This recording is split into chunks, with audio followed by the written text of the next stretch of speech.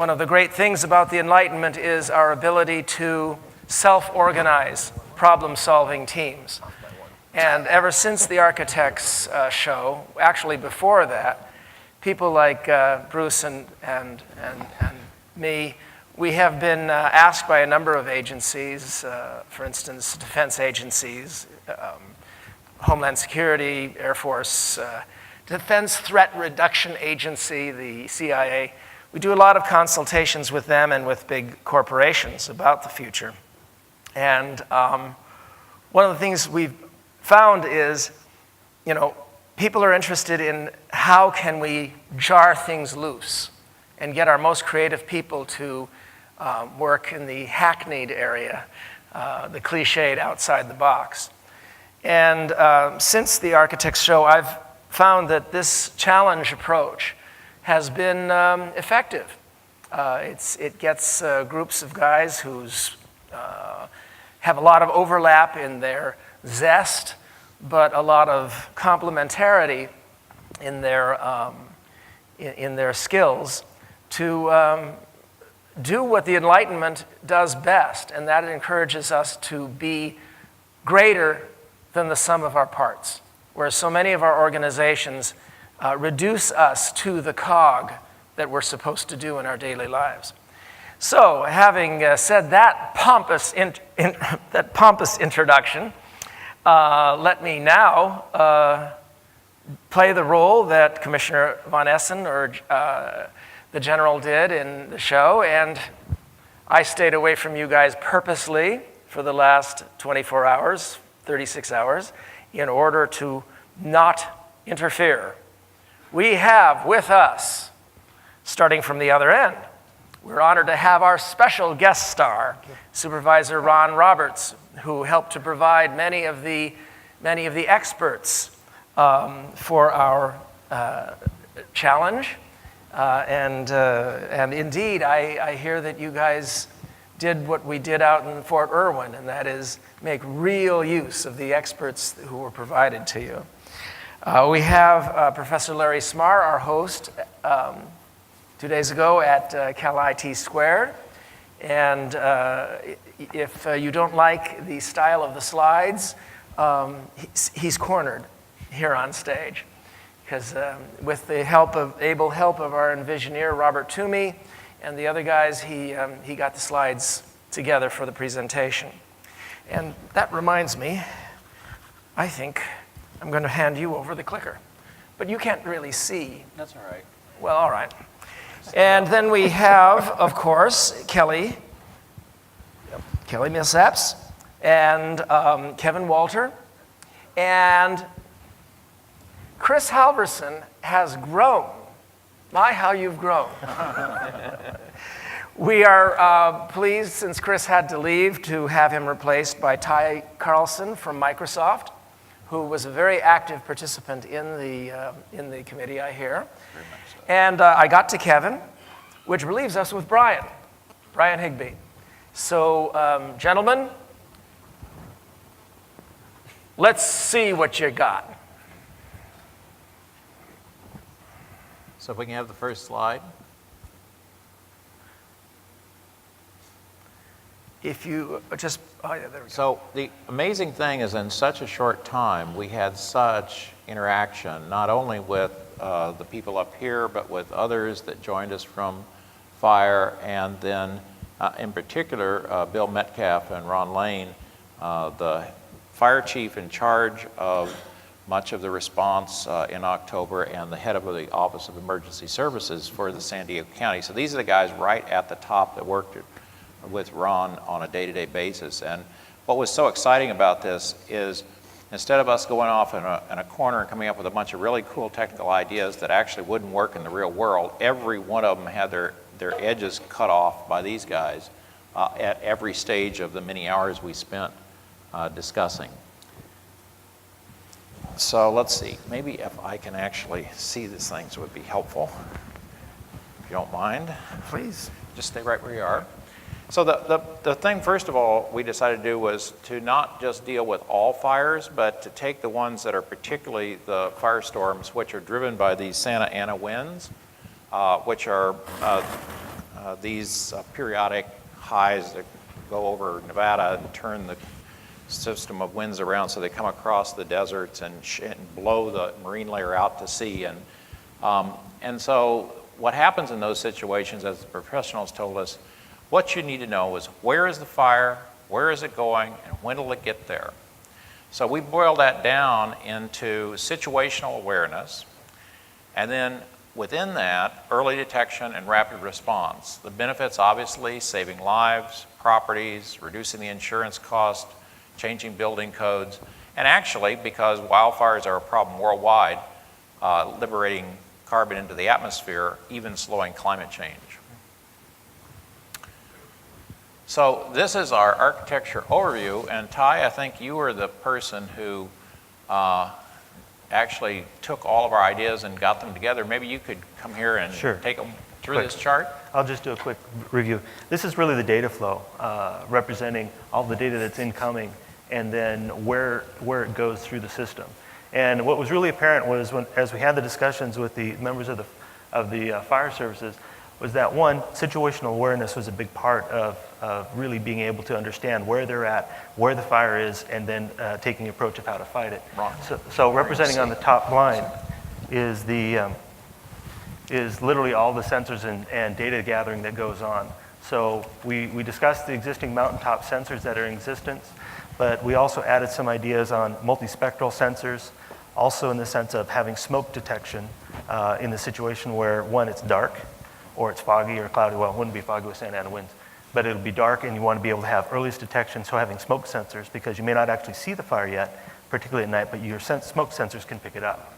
Also having the aerostat balloons when you have red flag days. So the Santa Ana winds trip a sensor, or are referred to as red flag days. And so when we have these conditions that are just ripe for these type of fires, the chance is to actually deploy aerostat balloons and have sensors literally in the air, looking down, trying to figure out if a fire is starting.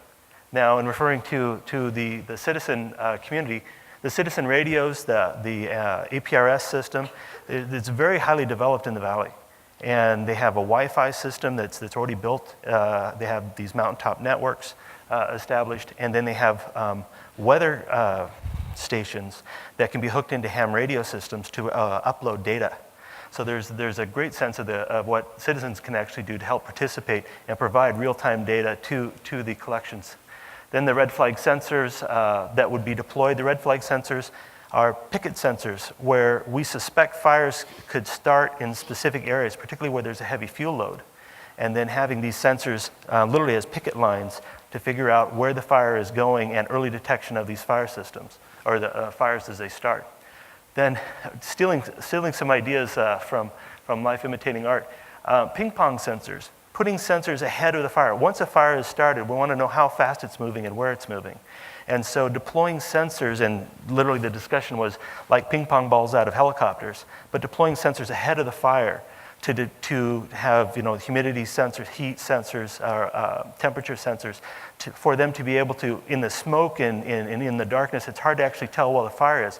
But as the fire starts running over these sensors, they have real-time data as the fire obviously heats up the sensors, and then as the sensor data may be lost due to fire, knowing where that's at. So aerial platform imagery is basically having like barrage balloons, something that can handle the winds, probably an aerodynamic foil with a camera platform on it that's tethered off of a fire truck to be able to have camera platform in the air that's maybe a couple thousand feet in the air to actually use a multispectral camera to determine where the fire is. Because with all the smoke, as we were educated by the members of the fire crew, because the smoke actually occludes really where the fire front is, you need to have these multispectral cameras to actually determine where the front of the fire line is. So we had a lot of corrective data, as Larry was mentioning, from the fire departments. Then we have, all this data would then go into this geo-rectified data integration compute engine. And the geo-rectified aspect of this is just critically important. Larry, you mentioned that from the discussions, that it had to be mapped because you're shooting at an angle, you have to really triangulate where this fire is and where it's going. Once the data is flown into the data integration compute engine, then it gets populated out to the emergency operations centers. One discussion that went very, very long and deep through EMC and the rest of the team was working on modeling data, and that's referred to in the discussions on the slide. So I'm going to kind of let them discuss that as we get to that. But that would then provide a collection of situational awareness that the Emergency Operations Center can then use for both strategic and tactical decision making, which would then allow us to pre-stage resources so that if there's additional fire equipment available and resources available, that it would get pre-staged into the logical areas where a fire was most likely to occur or could incur the most amount of damage. That would therefore deploy the resources, receive the updated data, and then redeploy as appropriate. The other side of this is that there's a security filter coming out of the geo-rectified data to allow occlusion of certain very sensitive pieces of data or sensitive information so that we don't have arsonists that wannabes. So a certain amount of data doesn't get populated out to the public, but it does allow for citizen awareness, and then the evacuation would be a combination of the tactical decision making and citizen awareness of self-evacuation. Updated the evacuation routes based upon traffic conditions and traffic simulations, and then continue the evacuation. So that's kind of the data flow. It's not complete, but it gives you a sense of how that works. Thanks so much. I appreciate your help in putting that together. So let's get down into the details a little bit more. Right now today, we asked Ron, how did you find out about the fires in October? And he said, well, we started getting emails and some phone calls. And ham operators, of course, are really important as well. Well, that'd be great, but you know, what that means is technically, fire chief said basically during the day, because there's so many people, you get somebody letting you know within 30 minutes, and at night, maybe 1 to 2 hours. The question is, could we get that down to 5 minutes? And so the idea, which we've talked about a certain amount of these things, is essentially you have a heterogeneous type of sensors, but integrated together and flowing their data in a continually upgrading situational awareness. So even when there's not fires, it's important that you're building this situational awareness every day, because that's where you begin to get used to how to do all of this. But these real-time data fire, John Graham, who, you want to put your hand up, John, from San Diego State, has a tremendous amount of experience actually in this stuff, said, you know, making a new kind of thing, pound fire. Wherever you are and you see fire, you can hit this. It automatically, like a 911, sends off and has a GPS, so you know where you are. And same thing with family radios. And there may be some things we can do, since a lot of these are actually get started by the power lines that get damaged from the winds. Could you automatically stop the power lines as soon as there's a problem? Look for vibrations, indications that they're about to go down, shut them down before they actually start the fire. Okay, so let's see, get my clicker to work. So here's an example from when I was up at the Desert Research Institute, where they're around Lake Tahoe. They've put in fact, one of these things just for early fire detection. I think there's things we can learn from a lot of these others, as well as the high-performance wireless research and education network that Hans Werner Braun at San Diego Supercomputer Center has built here in this county. This county is fortunate to have the most advanced high-speed wireless set of sensors of anywhere in the world. And so that's got to be integrated on a daily basis into the emergency control system, as well as some of these others. You mentioned the multispectral. Here's from one of the satellites at NASA that I got to get us the data early on. And this is the same spot. One is using the red, blue, and green channels, and the other are using 2 of the short wave infrared channels. And you can see it cuts right through the smoke. And you see why you wouldn't know where the fire is just looking invisible.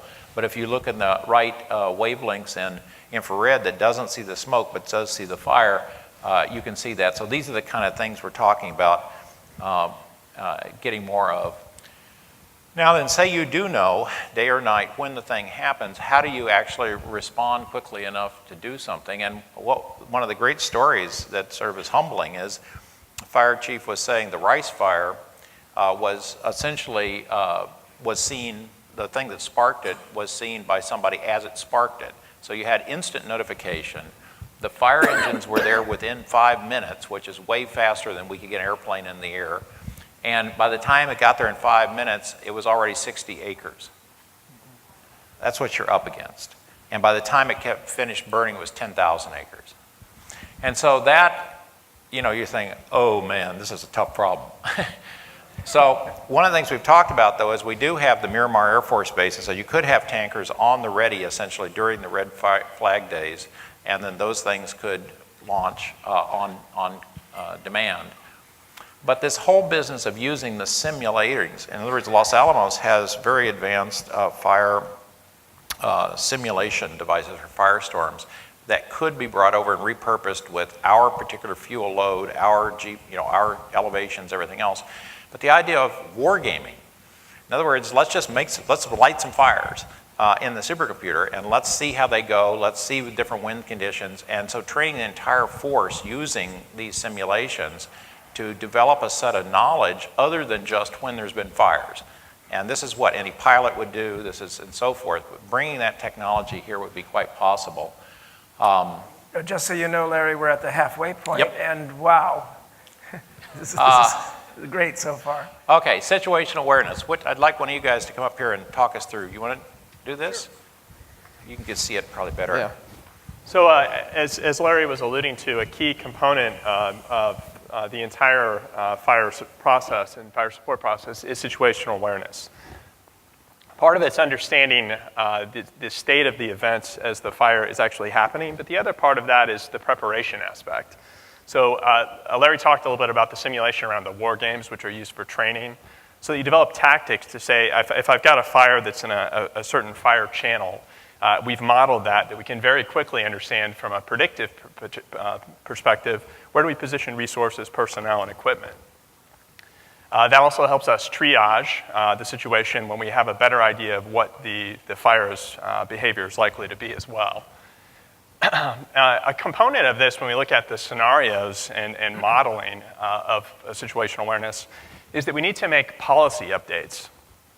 Things that will help, for example, one of the challenges that occurred in the 2007 fires was that Predators and other NASA-based satellite equipment was classified, and it took a significant amount of time to get the imagery that was available declassified and into the hands of the operators who could use that information to help attack the fires. So we need to make sure that policies are updated to facilitate firefighting capabilities, as well as to ensure that as we run the simulations, that things that are learned that might affect fire codes or building codes or other things of that nature are integrated proactively. A key component of the overall system is the current state integration with georeferencing. So we talked a lot about the need to provide respondents with critical information. So we look at some of the inputs tied to that.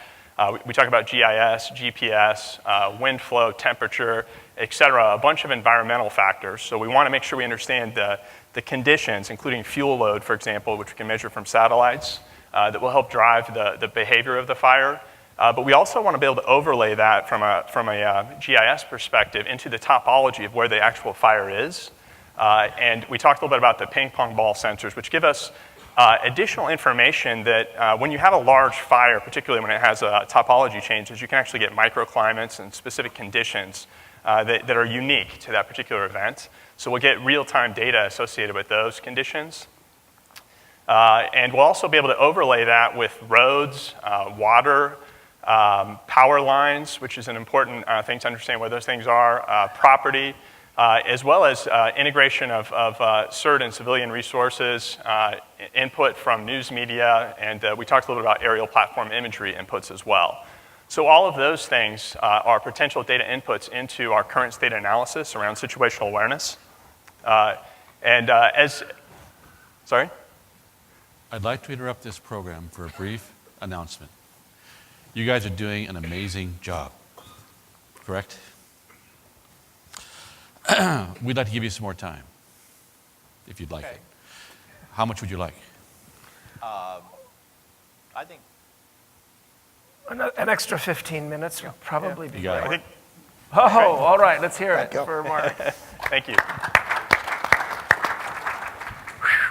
So we talked a lot about the data inputs. Now, one of the things that's key about, we talked about sort of the systems architecture that we're defining, is that we need to make sure that we're filtering this information so that the respondents are not overwhelmed with too much information, and they're able to provide the information that's really needed to make decisions to the people who need to make it. So a little bit earlier, Ty talked about the difference between the information that would be available to the public versus to respondents and et cetera.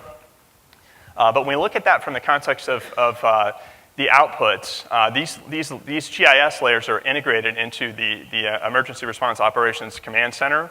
And we provide data federation based on roles. So again, whether it's an emergency respondent, public, so if you want to drive a news feed for information that is constructive for public information, but also avoid presenting information that could be used harmfully as you look at multiple kinds of effects of the information. Then the other component of this is the mutual aid service, which is an existing system that, Larry, I don't know if you can give a quick summary of That's what happens when all the fire trucks and firefighters from all over the country and Canada and Mexico pour in here. And they won't necessarily have the right GPSs and so forth so that we can add them into this system. We need a unit, a thing we slap on the side of the fire truck when it comes in. And then the information that they have, where they are, we can keep track of those assets as well as the natural assets. In other words, you need to know where all of your crews are, where all of your trucks are, where you can remove those, and coming from the outside, they're invisible to this. So we need a gadget to somehow get hooked onto there as soon as they enter San Diego County.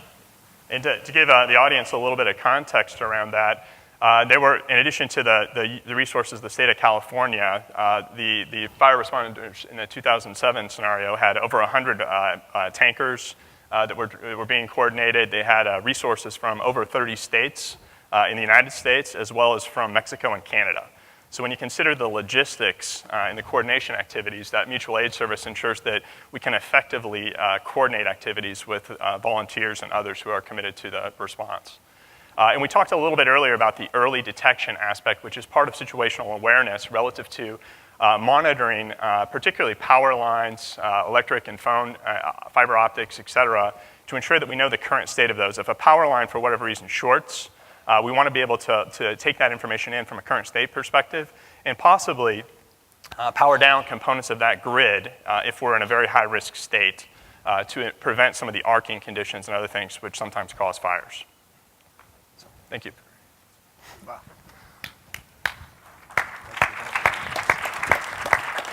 So let me give you an example. This is a MODIS satellite, which is the Moderate Resolution Imaging Spectroradiometer. And so what that means is, in addition to the picture, they can see the red things are where the borders of all those fires. Besides those fires that got named, there were 45 other fires that were just like vegetative fires and so forth, all at the same time. And so situational awareness of where all those are and how they're changing is what we're talking about. Now, we got this from NASA, but it was, because it was ad hoc, even though we got it in time to do something, it never really got in and got integrated, according to Ron, into the system. Now, this is crazy. We have a 10 gigabit link that Cal IT2 has set up with Goddard, where all the space dust comes down. We could be linking all this in. NASA would be happy to go from 24 to 3 hours next time we need them, but we got to do the work now of making sure that that's integrated. And so they're over at San Diego State University. Here's what they were able to do, is to take the MODIS data, and they have probably the biggest set of GIS experts in California over at SDSU, and then geo-rectify that image onto where are the freeways, where are the topology and everything like that. And then that data product is actually useful. The other one isn't really that useful. Furthermore, those satellites are going to get at most 4 images a day. So that's not going to give us the real time. It can give us, though, the sort of God's eye view of where things are, that we can then go in and put the specific fixed wing planes, helicopters, and so forth to do them more minute to minute. So that's what we mean about situational awareness. Now, communications, none of this is useful unless it can be used by the professional forces themselves down to the actual individual firefighter and getting out to the public. So why don't one of you guys come up, and one of you two that haven't talked, and you want to do that? Talk our way through this one.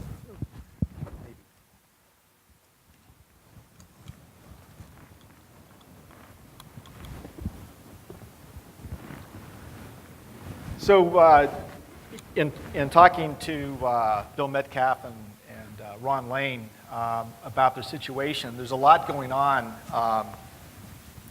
in these firestorms. It's happening all over the county. There's you've got the resources, the fire trucks and the personnel that are out located. They told us of situations where a fire was moving so fast, fire truck was in the wrong place at the wrong time, and he described it, one of them described it as it literally blew up, and the fire personnel were badly burned and that type of thing. Another aspect of that, I'm just setting the stage, another aspect of that is you're evacuating people, and with these things moving, the fire's moving very fast. One of the worst fears is a fire coming down a canyon and like jumping I-15, a major corridor, with it packed with cars that can't move because they're in the traffic conditions. So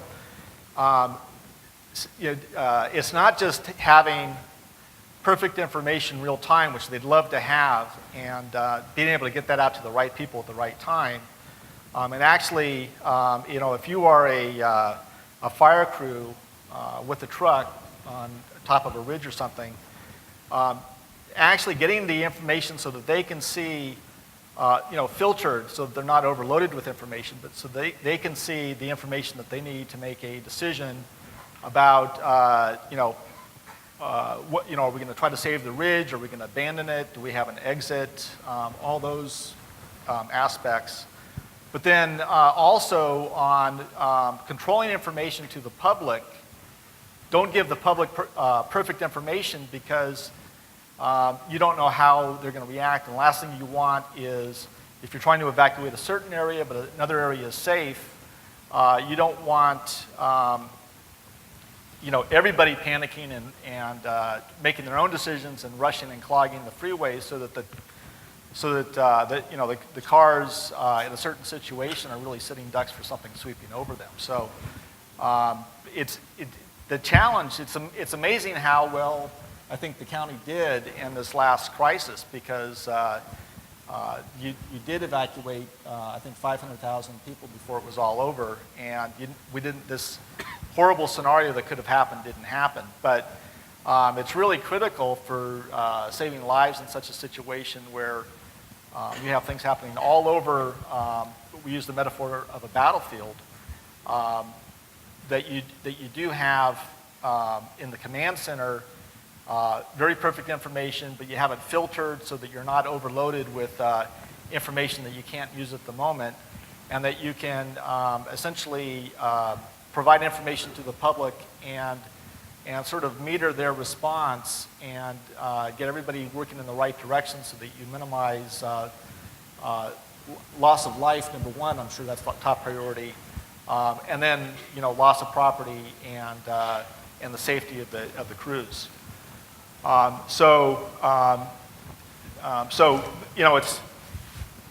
when we put together this system, the system of inputs and outputs, we took this all into account, and in general, you do have a rich set of inputs.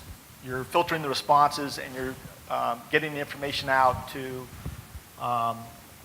the media and the agencies and the web services to make sure, and the CERT teams, to make sure that you're really able to fully harness the capabilities of all the resources to get the right behavior, from all the folks in the operation. Kevin, if I might add, just to kind of bring up some of the things that you're talking about and what we discussed, especially into the public area, is what can the public do? What can the citizenships do, and how can they participate in this rather than just being sort of reactive? We talked a little bit about the pound fire, which is what citizens can do with their cell phones, with their text messaging. They can pound that in and alert what's going on, as well as there are systems out there which can do a broadcast from like the cell towers in the affected regions, an SMS message out to all of the people to say, get out of your homes now, or once they've left their homes, if they have their cell phones on them, they can also be rerouted to maybe safer areas of exit. And using this kind of technology, which if we go back to the policy, some policies need to be enabled with, for instance, cell phone carriers so that the public can really have access and be able to do this. Also, maybe a Java applet would need to be downloaded or a cell phone application such that they would be able to get the GPS coordinates involved, be tagged, and so on. So a lot of that goes under the public piece. We also discussed the ideas of, we have lots of helicopters and airplanes and things like that out there flying around. And why not leverage some of those resources for news feeds and such for the fire. Also public, from a public point of view, to educate the public. Everyone knows that during a drought, you get people on TV or you get messaging that tells you to cut back on water. Well, maybe during the seasons when fire season is coming and red flag season is coming, make sure you promote the idea of the pound fire. Put what can citizens do out on websites that they're used to going to already, and raise awareness so that the response can be quicker and people will know what they need to do in those types of situations. And then, of course, getting that type of data into the certain volunteers who can do something with it. We also mentioned the idea of, there's Amber Alerts for children. What about using the emergency broadcast systems and things like that are already available to use during the fire as well. And then maybe the last item is talking about communication robustness. In many cases, things are going to fail, and planning for backup scenarios in that. So one of it was making sure that any servers that might be public-facing can handle the load. So we kind of suggested maybe scalable replica servers might be in order so that the emergency response teams have access and the fastest speed to all of the data, and whereas the public can still get the access to the information that they need. And then lastly was kind of a mobile cellular transmitter system. We discussed where in many cases you can bring in a mobile transmitter that will broadcast out, I think, 25 miles or 25 kilometers. 25 kilometers. And, but that would allow the teams there access to a system that was robust and usable in case there was failure in the local cellular systems or communications. And it's not just the professionals, as you could expect, I'd point out. The cell phones were the technological heroes of 9/11, and they were the technological stooges, three stooges in Katrina. And some of us talked about on the side about the notion that should have been simply by law instituted in all of our cell phone systems, and that is a backup peer-to-peer text message capability. You could even allow the cell phone companies to either charge for the peer-to-peer, that shouldn't be a difficult thing to do, but you could even let them turn it off and simply only turn it on in an emergency, or it automatically comes on when the cell phone towers are down. But in any event, if text messages could be passed peer-to-peer in an effective area, then all of a sudden everybody has a radio in their pocket. At least it's good for texting. The key thing about all this is we've got to be prototyping that now when there's not a fire. None of this can come in untested. Well, this should have been started prototyping in October 2001. Right. But in any case, I think these are all the ideas, and also the fact that, like the robust web servers, where San Diego State and UCSD could back up in a time of emergency the county, but all that needs to be integrated and tested now. And let's see, the clicker's not working. You just go to the next one. We're almost done. Scott, the next slide, Scott, yeah. if possible. Thanks. This is just an example of one thing that we did with the local radio station on their website, is that you can imagine not only taking the cameras that are on these mountaintops and making those available through a Google Earth, but anybody with a cell phone that can take a picture that has a GPS and timestamp could be seamlessly integrated so that we have all of our citizens becoming sensors themselves, human sensors, and their data. Now we have this very finely gradated ability to see where the fires are all over the county, and people would, I think, feel very good about being a part of the solution. So the recommendations in the end, basically, we've got the system architecture, we've looked at the objectives, and we've looked at some of the policy issues. Next slide. So this is the last slide. So this I wanted you to see is the actual command center in San Diego. you can see it's actually quite sophisticated. So it's not like we're starting from zero. Being able to now integrate these ideas into the command center, I would like to see be one of the major activities that comes out of this post-fire. I want to say to Mark in particular, real thank you, because since at least 2003, the first set of fires, I've thought that we should be having this kind of technology discussion with Ron and his people, and there has been some limited effort, but I want to really thank FiRe and Mark for making it happen, and for David to allow this to be the topic this year. So I think we should stop and let Dave and Ron respond to our report. Well, for one thing, I think, Ron, shall we give them the suspenseful moment where you and I discuss? They milk that on the show. And we've got to frown. And then the music swells and say, "Whoa, you guys!" I'll let you dive in first. My first comment would be, wow. We have been very involved even before 2001, and I think as should be clear, this is not an easy to solve problem. It would have been by now. I started the other day and I said we felt like we've improved, but we're not proud of the fact that we lost 1,600 homes. And it's not just a San Diego issue. It's wildfires can happen in a lot of places in the West. It's especially Southern California with the Santa Ana winds. Having said that, I was a little skeptical maybe of what we could achieve in a couple of days, and I'll share with all of you, I'm very impressed. I mean, I think you've got into a whole lot of areas that haven't been touched upon in any discussions. There's some things that are being discussed but you've got them integrated in a way that I think it makes it even more useful to us. I already had a long list of things to work on. You've made my job even more complicated and hopefully, though, clearer in how to prioritize our efforts. To put some things in perspective, we spent over $120 million since 2001, since 2004, not 2001, since 2000, the fires of 2003 to 2007, in that 4-year period. There was a number of things that had to be done and had to be changed. There's some bureaucratic resistance that we had run up against, and you've identified some of it. You find that access to cell phones is not so simple as you might think. Everybody sort of is very protective of their cell phone clients, if you will. And even today, we couldn't access those directly if we wanted to.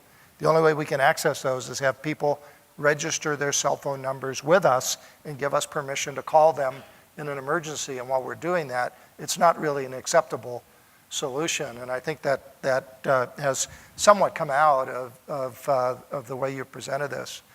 But I want to thank you. We sent two of our top, most knowledgeable people to participate with you.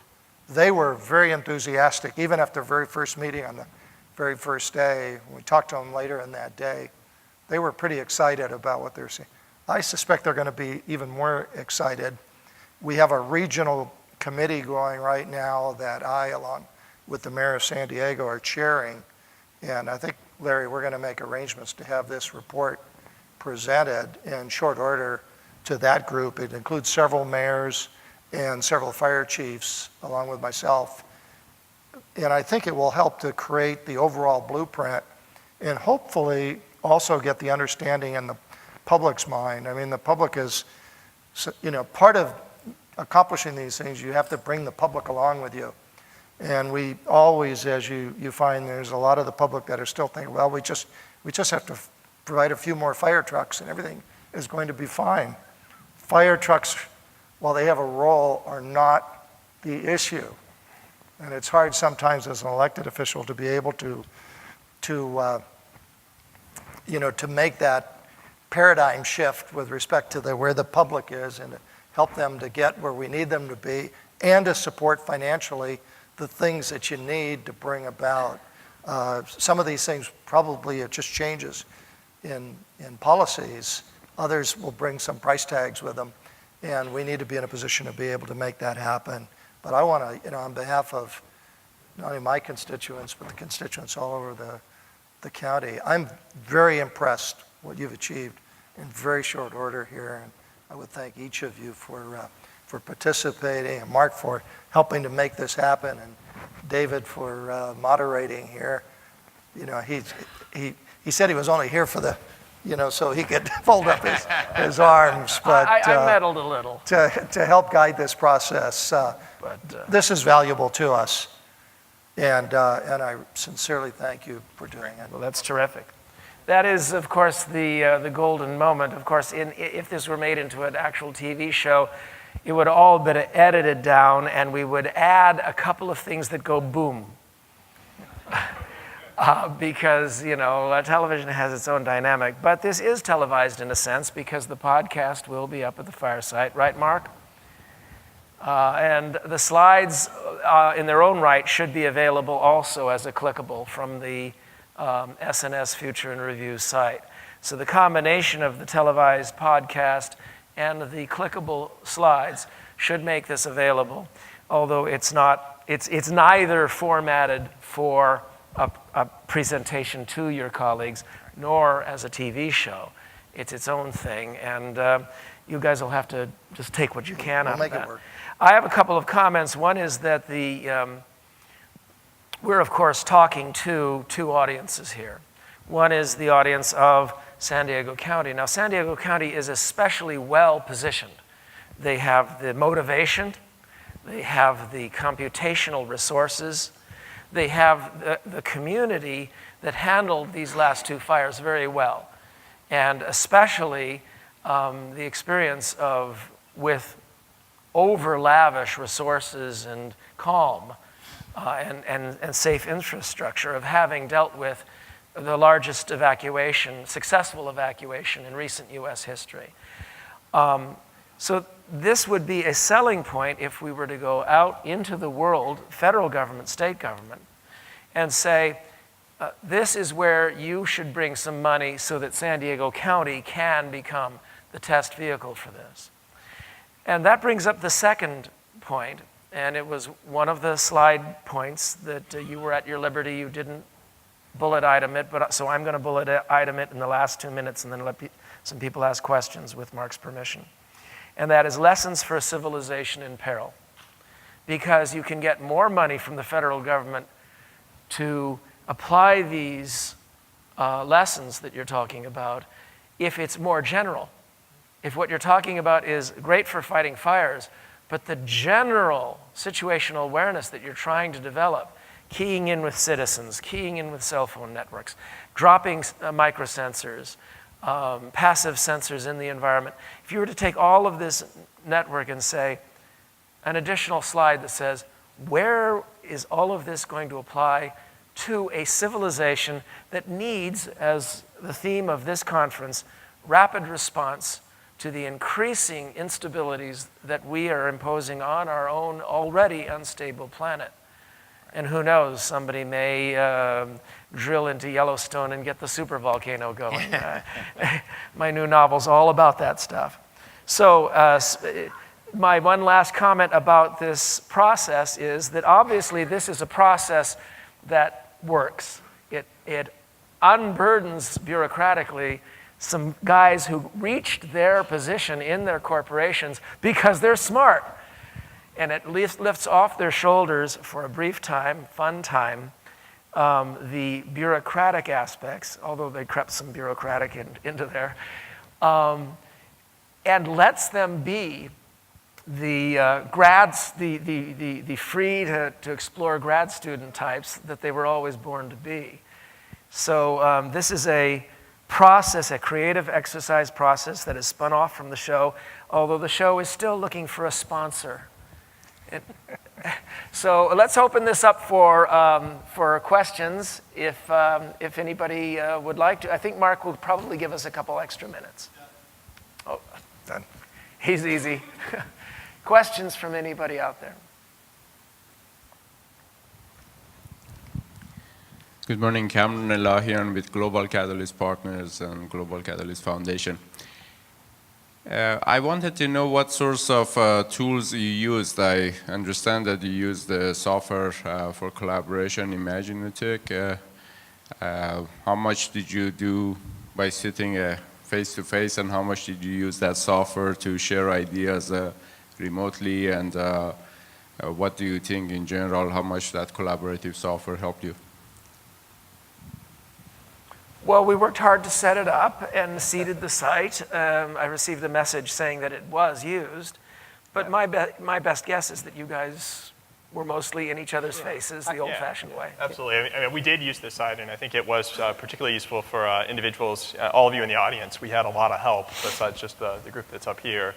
But we had the added benefit, I think, in this situation of all being together. Yep. So I think that was our primary means of collaboration. But certainly, I think, again, the individuals who weren't with us all the time or went to other breakouts or different things were able to make contributions leveraging the site. Well, one advantage is they didn't have a camera crew constantly zooming in on them all over their shoulders. But the Imaginatech site, I give them credit for really seeing an incredible gap in our internet ability to deal with the discourse of problem solving.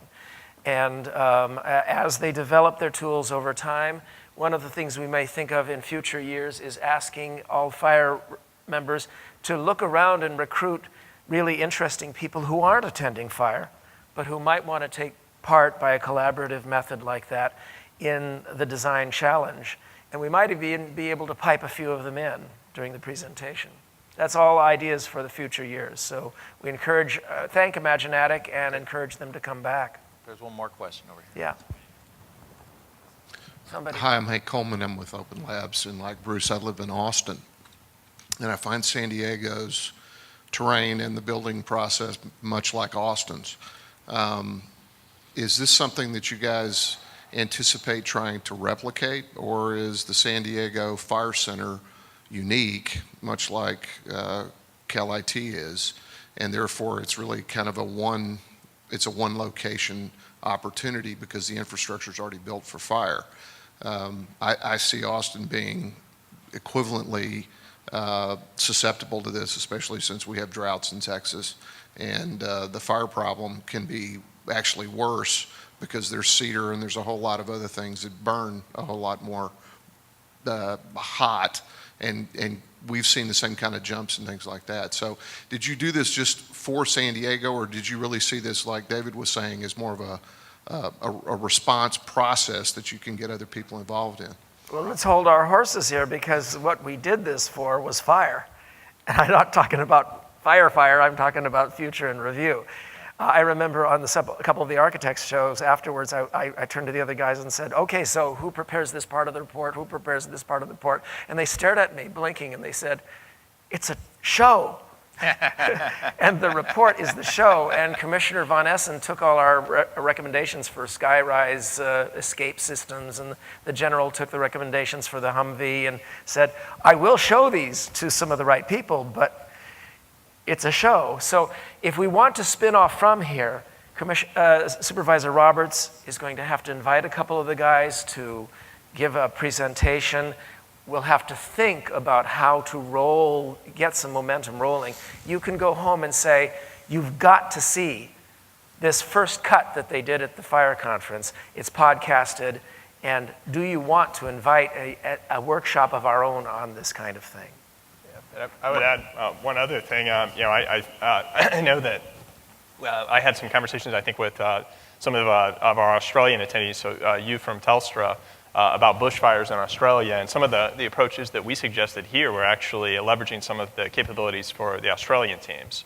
But I would certainly say, though we did, I think, have a bent on the capabilities around San Diego, I think that there's nothing about our system architecture and the data integration capabilities that couldn't be actually done today.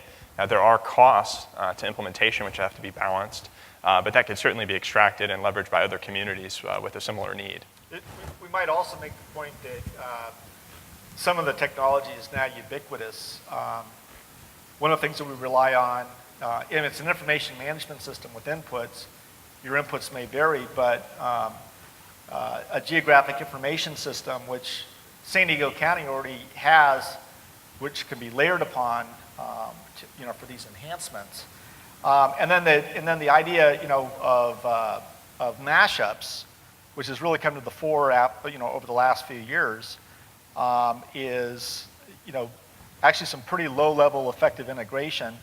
So it could be put into a box, I suppose, but as a general scheme, it could be replicated. And probably the idea of city and university collaboration would be a good one for that.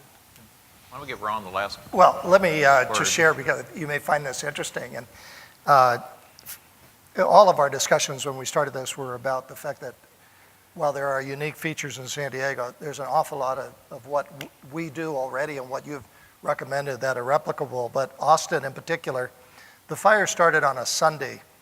The mayor of Austin and at least 2 dozen other officials and business people from Austin had, by prior arrangement, scheduled to visit to San Diego that week. And in spite of the fact of having a schedule that was very much upside down, I did maintain for that one evening an opportunity to meet with them and to share with them the things that were going on, and the fact that there were some lessons that could easily be learned. We are trying to get the word out. Our Alert San Diego system for any kind of an emergency should be put into use. Some school districts have done it, but I don't think any region, there's, to my knowledge, no region in the country as large as San Diego that has started to incorporate things like that. And we did that. And we're more than willing to share these ideas. We have people who are regularly attending programs, and we'll, with your permission, we'll share a lot of the ideas that have been developed here, because it isn't just about here. I mean, we'll feel better if out of this, a lot of areas are better prepared and suffer less destruction in the future. So I think you've achieved that, and it is very replicable. The unfortunate thing, we've never been able to convince the federal government. I've made repeated trips to Washington to say, let us investigate, even define some of these areas, and let us show you how to create the model. And we could become maybe one of several different silos in which you're doing this, so that we can then replicate these things across large areas of the country. Very hard to get them to look beyond buying a few fire trucks and the stuff that at the end of the day makes a lot of the local officials happy, but doesn't do a whole heck of a lot. Well, that may change. Hopefully. One may think that may change. In any event, I hope that some of you also come away with a little bit of a broadened view about how the creative problem-solving process doesn't have to be constrained by your own bureaucracies. You need your bureaucracies in order to implement things, of course. But when it comes to letting the hair down, when you get people like this going, you can trust them with 48 hours, good food, and some alcohol to come up with some great ideas. And thanks a lot. Thank you very much, Mark, for the time. Terrific.